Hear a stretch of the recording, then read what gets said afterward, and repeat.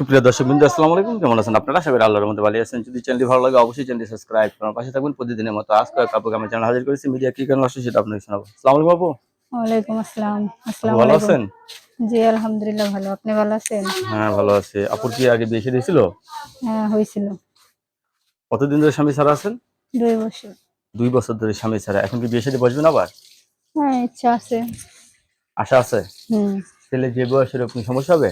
না কোনো সমস্যা নেই। কোনো সমস্যা হবে না, না? হুম। ফ্যামিলিতে কি আছে? বাবা মা ভাই বোন কে আছে আপনার? কেউ নাই, এক ছেলে আছে। ও, এক ছেলে আছে আপনার, না? কি কাজ করেন আপনি? বাসা বাড়িতে। বাসা বাড়িতে কাজ করেন।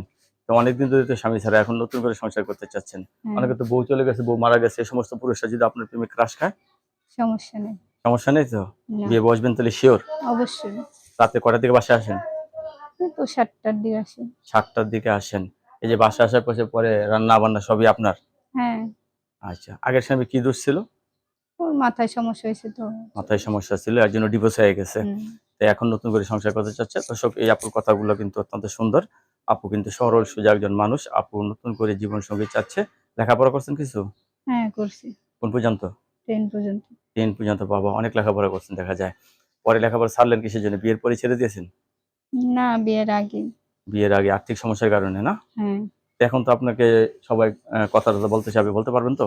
অবশ্যই পারবো। কখন আপনার সাথে কথা বলা যাবে? এই 8টার দিকে 9টার দিকে আর কি। 8টা-9টার দিকে কথা বলা যাবে, না? হুম। দর্শক, সবকিছু শুনলেন। আপু, সবাই আপনাকে ফোন দিবে, কারো সাথে খারাপ ব্যবহার করবেন না, ঠিক আছে? আপনার ইনশাআল্লাহ। কাছে ধন্যবাদ। আমার চ্যানেল সম্বন্ধে জন্য পরবর্তী প্রেমের ভিডিওর জন্য অবশ্যই অপেক্ষা করবেন।